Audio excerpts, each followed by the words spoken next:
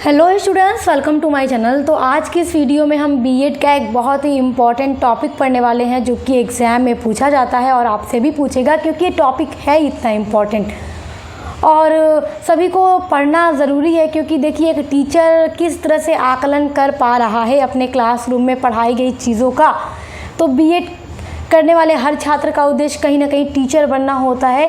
तो आपके लिए एक इम्पॉर्टेंट टॉपिक है आकलन। आकलन होता क्या है, तो आज की इस वीडियो में मैं आपको बताने वाली हूँ आकलन होता क्या है, आकलन का क्या अर्थ है, आकलन की परिभाषा और आकलन करने की आवश्यकता या ज़रूरत क्यों होती है, आकलन के क्या क्या कार्य हैं और क्या विशेषताएं हैं। आज की इस वीडियो में हम पढ़ने वाले हैं और बहुत अच्छे से जानने वाले हैं। तो चलिए वीडियो को शुरू करते हैं। तो चलिए देखते हैं आकलन का अर्थ। आकलन होता क्या है। आकलन शब्द अंग्रेजी के असेसमेंट से उत्पन्न हुआ है, जिसका अर्थ होता है किसी के बारे में जानना, जांच पड़ताल करना या सूचना ग्रहण करने की एक प्रक्रिया, उसको कहा जाता है आकलन। आकलन को इंग्लिश में असेसमेंट कहा जाता है, याद रखिएगा। इसका क्या मतलब होता है कि सूचना ग्रहण करने की प्रक्रिया। देखिए, आकलन का अगर हम सरल सा अर्थ देखें तो इसका मतलब होता है पास बैठना और अवलोकन करना। देखिए, आकलन वह प्रक्रिया है जिसमें हम यह ज्ञात करते हैं या हमें यह ज्ञात होता है कि कोई बच्चा अधिगम को किस स्तर तक सीखा है या किस स्तर तक अधिगम को ग्रहण करने में समर्थ रहा है। यानी कि क्लासरूम है, क्लासरूम में टीचर बच्चों को पढ़ा रहा है, तो उसने जो टॉपिक पढ़ाया, जो भी लेसन पढ़ाया, तो कितने बच्चे अच्छे से समझ गए, कितने बच्चे नहीं समझे, उसको जानने के लिए टीचर क्या करेगा, असेसमेंट करेगा, आकलन करेगा, पास बैठ के क्या करेगा, अवलोकन करेगा। तो यदि कक्षा की बात की जाए तो पाठ्यक्रम से संबंधित विद्यार्थी की प्रगति एवं उपलब्धियों की जानकारी एकत्र करने, वर्णन करने और उसका विश्लेषण करने की जो पूरी प्रक्रिया होती है, उसी को आकलन कहा जाता है कि कितने बच्चों ने अच्छे से चीज़ों को समझ लिया है आज का चैप्टर और कितने लोगों ने नहीं समझा है। तो उनको उनके तरीके से बताने का टीचर प्रयास करेंगे ताकि वो अच्छे से चीज़ों को समझ जाए। इसमें छात्रों को बिना अंक और ग्रेडिंग के मूल्यांकन किया जाता है। और जब टीचर क्लास में पढ़ाने के बाद टॉपिक को पूछता है ना, आप लोगों से भी आपके टीचर पूछते होंगे, अच्छा कितने लोग हैं जिन्होंने अच्छे से समझ लिया, हैंड रेस करें, किन्होंने नहीं समझा, हैंड रेस करें। तो फिर पूछते हैं ना टीचर बारी बारी, अच्छा कहाँ पे आपको समझ आया और कहाँ पर आप नहीं समझ पाए, जहाँ से आपको कन्फ्यूज़न हो रहा है आप हमें बताइए, हम आपको समझाएंगे, फिर से समझाएंगे। टीचर हर मुमकिन कोशिश कर लेता है कि अपने स्टूडेंट्स को इस तरीके से समझा दे कि वो अपने चैप्टर को, अपने टॉपिक को एकदम कॉन्सेप्ट वाइज समझ जाए। तो क्लासरूम में ये चीज़ें होती हैं, बिल्कुल होती हैं। तो वो आकलन टीचर करता है और इसमें ग्रेड या अंक नहीं मिलता। यानी कि क्या इसमें आपको कोई मार्क्स मिलता है? नहीं, बस टीचर इसका क्या करता है, बच्चों को जांचता है, आकलन करता है। आकलन के द्वारा सीखने सिखाने की प्रक्रिया में सुधार करने से होता है कि कितने लोग हैं जिन्होंने नहीं समझा है, तो उनमें सुधार किया जाए। इससे क्या होता है, टीचर में भी सुधार आता है। टीचर जितने अच्छे से समझाने का प्रयास करेगा, उनका भी नॉलेज बढ़ेगा। यह अध्यापक को विद्यार्थियों को समझ पाने में भी मदद करता है कि किन बच्चों को किस तरीके से समझाया जाए। तो टीचर बच्चों को भी अच्छे तरीके से समझ पाते हैं।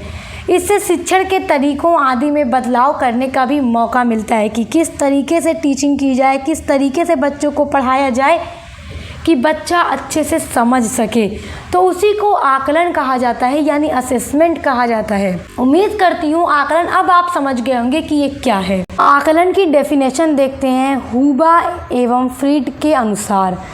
देखिए, बहुत अच्छी डेफिनेशन है, यानी कि ये लिखते हैं कि आकलन सूचना संग्रहण तथा उस पर विचार विमर्श करने की प्रक्रिया होती है कि बच्चों के बारे में अच्छे से सूचना ग्रहण की जा सके, जिन्हें हम विभिन्न माध्यमों से प्राप्त कर ये समझ सकते हैं कि विद्यार्थी क्या जानता है, क्या समझता है और अपने शैक्षिक अनुभवों से प्राप्त ज्ञान को परिणाम के रूप में व्यक्त कर सकता है, जिसके द्वारा छात्र अधिगम में वृद्धि होती है।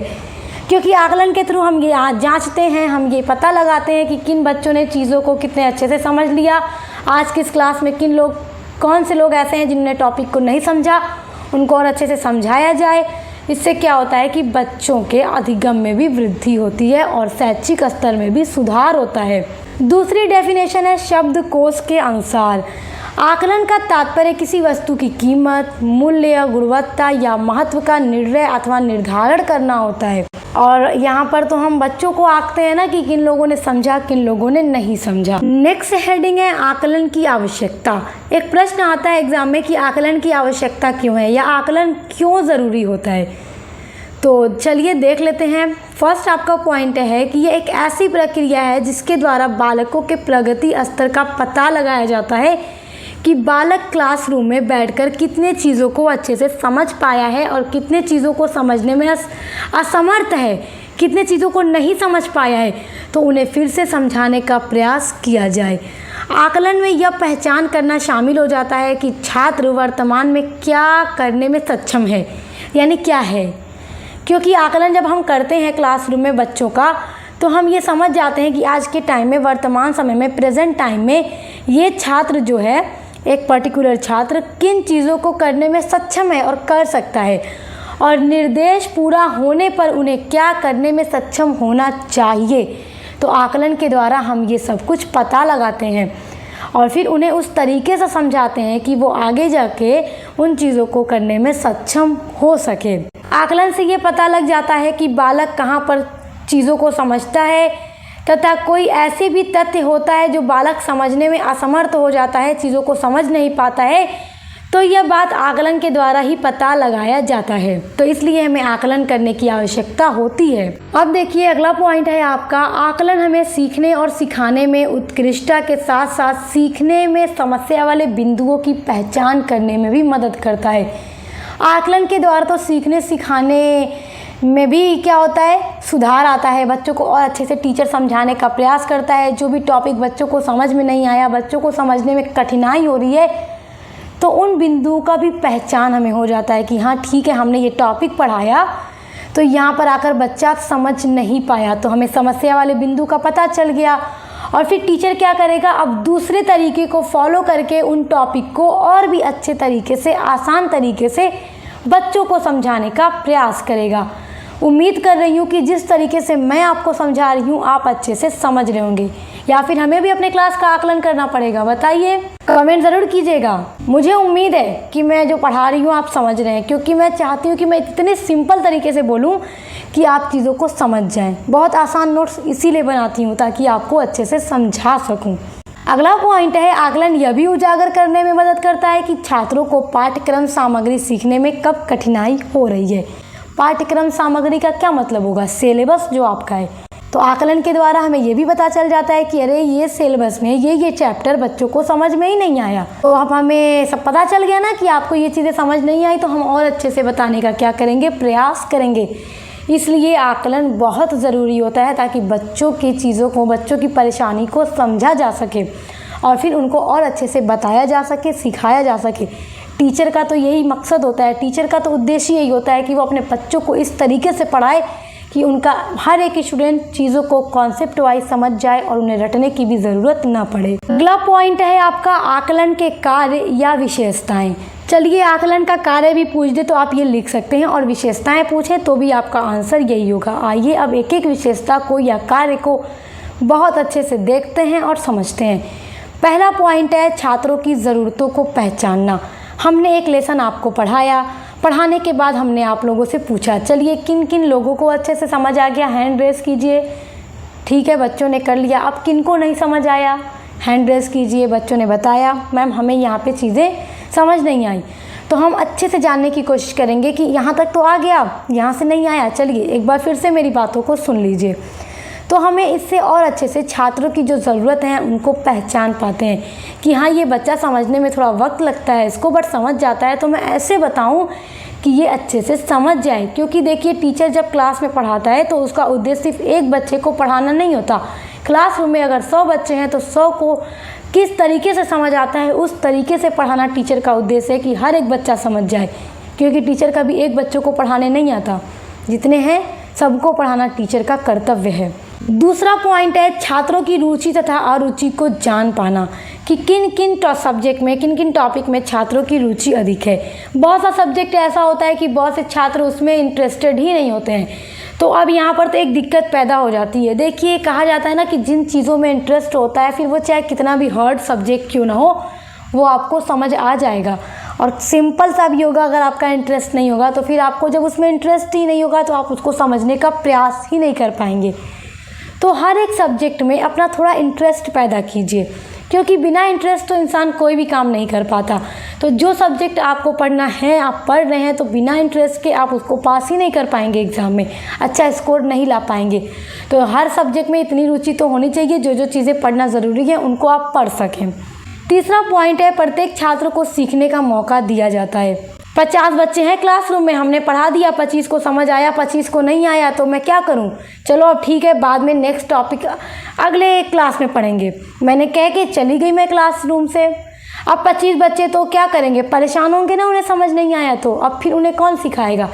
तो टीचर को चाहिए कि उन्हें फिर से मौका दे, सिखाए कि वो और अच्छे से समझ जाएं। हर एक बच्चे को जब तक समझ ना आ जाए तब तक टीचर को चाहिए कि वो एक एक बिंदु को अच्छे से पढ़ाता रहे, तो इसमें छात्रों को मौका मिलता है। चौथा पॉइंट है, शिक्षक एवं छात्र दोनों के स्वमूल्यांकन में सहायक होता है, क्योंकि टीचर जब बच्चों को आकलन करता है तो वहाँ पे टीचर का भी कहीं ना कहीं आकलन हो जाता है कि वो कितने अच्छे से समझा पा रहा है दोबारा, तीसरी बार, चौथी बार, कि बच्चे उसको आसानी से समझ पा रहे हैं। तो यहाँ दोनों का मूल्यांकन हो जाता है। पांचवा पॉइंट है, शिक्षक छात्रों की योग्यता एवं क्षमता का पता लगा सकता है कि 25 बच्चों में से किसकी कौन सी कितनी योग्यता है। हर स्टूडेंट्स की जो कैपेसिटी होती है वो बराबर नहीं होती चीज़ों को समझने और याद करने में। हर बच्चे का जो दिमाग होता है, मेमोरी जो होती है, एक जैसी नहीं होती। कुछ बच्चे एक बार में बताते ही समझ जाते हैं, कुछ बच्चों को वही चीज़ें समझने में, वही टॉपिक समझने में थोड़ा टाइम लग जाता है। तो टीचर ये आकलन के थ्रू और अच्छे से पता लगा लेता है कि किस बच्चे की योग्यता कितनी है, फिर वो उस हिसाब से समझाता है। तो ये भी एक बहुत अच्छा है आकलन की विशेषता। छठा पॉइंट है आपका कि विद्यार्थी की प्रगति को पता लगाने में भी सहायक होता है कि विद्यार्थी कितनी चीज़ों को अच्छे से समझ पाया और आगे बढ़ रहा है। सातवां पॉइंट है, कक्षा में चल रही शिक्षण की प्रक्रिया को बेहतर बनाना भी आकलन का एक अच्छा कार्य है, क्योंकि पढ़ाया गया जो क्लासरूम में है उसको और अच्छे से और अच्छा बनाना आकलन के द्वारा हो जाता है। हमने पढ़ाया, दोबारा बताया, तीसरी बार बताया कि हर बच्चा अच्छे से समझ जाए, तो ये आकलन के कार्य या विशेषताएं होंगी। तो आज की इस क्लास में आकलन से रिलेटेड हर टॉपिक आपका कंप्लीट हो गया। उम्मीद करती हूँ आज की क्लास को देखने के बाद आप अच्छे से समझ गए होंगे। तो इसी तरह एक सीक्वेंस में आपको अपनी हर क्लास मिलती रहेगी, तो हमारे साथ जुड़े रहिए। Best of luck. अब मिलते हैं नेक्स्ट वीडियो के साथ।